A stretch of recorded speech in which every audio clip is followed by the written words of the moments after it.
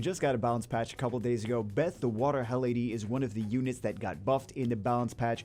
Buffed changed. They switched out one debuff on skill 3. They switched out she used to do a defense break, destroy HP, and a heal block. Now she does a defense break, destroy HP, and a cleanse block, which in one instance, one is better. In one instance, another is better. If you're fighting against an Annabelle, this cleanse block is going to be better. If you're fighting against an Abellio, for example, then the heal block might have been better. Ultimately, I was trying to decide if I felt like this one was better or the previous way was better, but ultimately, I think that this is actually a buff. It is a more rare debuff. It only has there's only 2 units in the game that have this debuff. It's her and Bale the Fire Demon.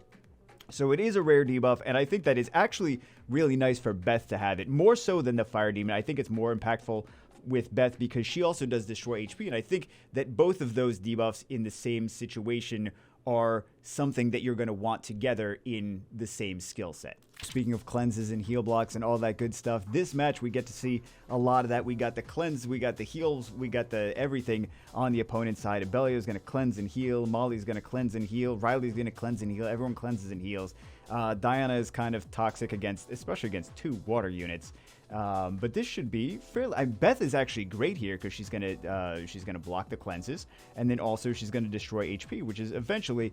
I mean that the opponent's team is just there to be super tanky and annoying, and eventually over the course of 9,000 turns, eventually just out sustain everything else because there's no heals over here with Beth and with Han and Kitten Dash and all that stuff. As soon as there's a skill 2 with the Hey Gang, then got the glancing, got all 3 stuns over there. He's got a 75% chance to stun and then we see the cleanse block, and then we also get to see the destroy HP. I think destroy HP is so underrated for things like Beth. I like using Beth just regardless. It wasn't even a matter of like, oh, I mean, I was supposed to use Beth because I was like, let's show her new buff. But I was like, I just like using Beth just in general. Anything that has AoEs, like I like to do control teams, like fast aggressive control teams.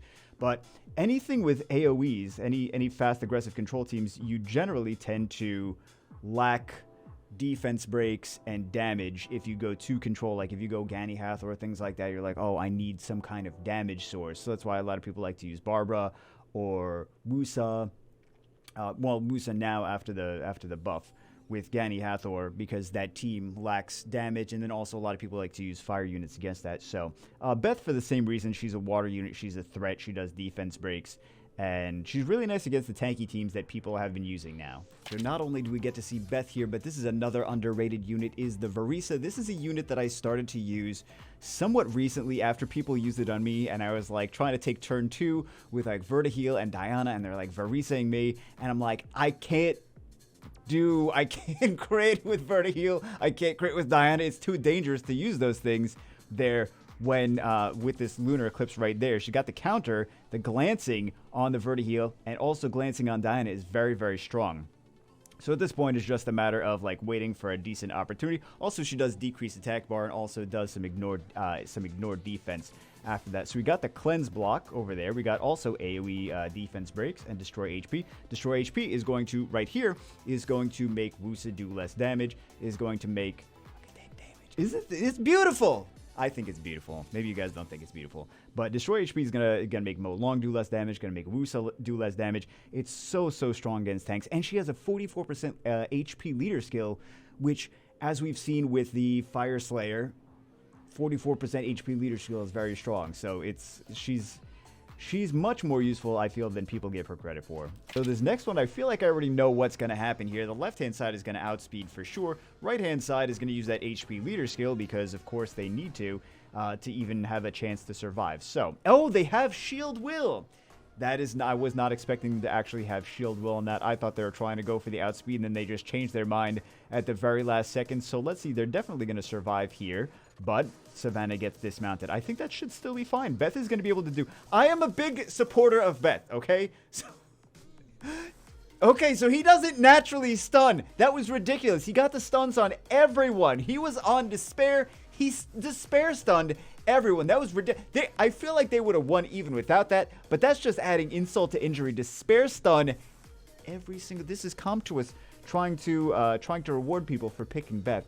That was actually unexpected. I want to show you guys this match as a what not to do in Summoner's War. This guy, first off, Hey Gang first pick, so they pick 2 strippers into the Hey Gang. They could just play around the Hey Gang. The Hey Gang first pick, they could play around. They go with 2 units that Hey Gang is strong against as picks into a Hey Gang. They actually lost the match for themselves with the first 2 picks. This is something to not do. If you see a Hey Gang first pick, you're like, cool, I'll just play around it. Maybe don't pick units that Hey Gang is strong against as your first 2 picks.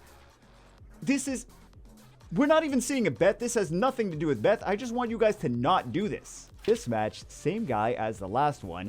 Fortunately, his opponent didn't pick a Hey Gang first. I think he's just picking the same 5. It looks like he's just picking the same 5 units every single match. He doesn't care if he wins or loses. He just wants to get his points as fast as possible. He just wants to get the battles done. And he's like, well, I got Nephthys. I'm just going to use a Nephthys team all the time.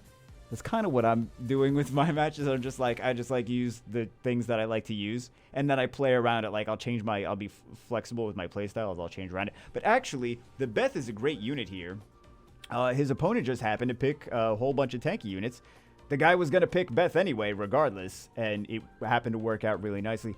There's a lot of tanky units in this meta anyway, so Beth is just really strong. Again, she's got the leader skill, which is always great to have a leader skill. Defense breaks, AoE defense, 2 AoEs, right? AoE defense breaks, and then AoE multi-hit continuous damage. All that stuff is strong. Is also with additional damage artifacts is strong too. And then the destroy HP against a tanky meta. Again, underrated. Next match, we're taking a look at 2 LD5s right off the bat. I just complained, like, Bagel, weren't you using 2 LD5s as your first 2 picks? Listen, it's fine if I do it, but I get to chastise people for doing it themselves. So we're not really seeing too much of Beth's buff here because there's nothing on the opponent's side. I mean, there is a cleanse from the Elucia with the skill 2, but it's not like an AoE cleanse. Like, the Annabelle is literally on their side. So we're not really getting to see too much over here, but I like the fact that they're just using Beth as, you know, leader skill, defense break, AoEs, multi-hitters, and she's been good. She's been good regardless. It's not that they're using her for her buff. They're just using her because she's a pretty decent unit. So, and I appreciate that. I appreciate their respect for Beth. 3-turn glancing hit. Oh my god. I think this is, I mean, unless Leo winds up soloing somehow, I think this is basically, I don't think Leo's going to solo anything, even especially with that glancing hit too. And the despairs, right? Because 2 of those units aren't despairs. So, you don't want to slow that Leo. Lols.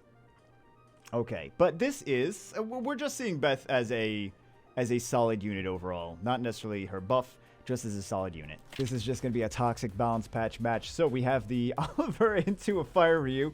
They have only 1 stripper here. So the Woos is getting banned for sure. Riley gets banned, the sustain. Okay. So let's see. He's still going to worry about that T-Online cutting in, right? So T-Online cuts it. Well, actually, T-Online doesn't cut in there. But the Lich was a great pick there. Despair stuns T-Online. Apparently, everyone else is doing Beth on Despair as well. Okay. Well, no, there's we saw 1 on Violent. We saw 1 on or 1 or 2 on Despair. I used Despair on mine. So I like she's got a double AoE. So either Violent or Despair, both are good options. You can't go wrong. Stick her on Violence, stick her on Despair, stick her on Rage, stick her on basically anything. I mean, I don't think she has a lot of value on Swift. I think the Swift would be better off on something else. But yeah, GG. I would have been so much more scared of that T-Online, but T-Online didn't even cut. The Lich cut. The Lich cut, but Beth still cleaned up, you know? Even without the, we didn't really get to see too much of her passive here. We mostly just saw Tessarion did some stuff. He did some Oblivions. Beth got some Despair stuns, some defense breaks, and some damage. Game player is the last match. He's going Oliver, Tiana, and why is he going Tessarion so early? I don't know why is he going Tiana so good? Because the Tiana gets countered by the Antares, because she basically just makes her entire team vulnerable to Antares coming in and doing exactly what he's gonna do right here. This is a perfect example. And then gets the AOE defense breaks and the stuns and all that stuff, and can get cleansed by the 2 cleansers on the opponent's side. And then Oliver does Oliver things. Welcome to the season of Oliver doing Oliver things. Doesn't get an extra turn with the Riley. Riley's actually such a good unit. I know that there's probably a lot of people out there, or there's definitely a lot of people out there that are like, yeah, I like to use Riley. I think she's good. Riley is such a good unit. Riley has such potential to be super toxic, and you can't cool her down. You're just like, she cleanses, she heals, she does immunity, she does attack power buff, she does all that stuff. Riley with some passives, especially some LDs that have passives, is potentially super strong. I've seen too many instances where Riley and some LD5s that have passives just like absolutely clean house and do ridiculous things. Anyway, that's it for this one. Hope you guys enjoyed. We kind of saw Beth's buff a little bit, but we basically just saw Beth in general doing good because she's Beth. And she's got an AoE defense break. She's got Destroy HP. She's beautiful and she's lovely, and she's got a wing. Wow. It would be nice for her to have a second wing, but nah. Alright guys, that's it for this one. See you as always in the next one.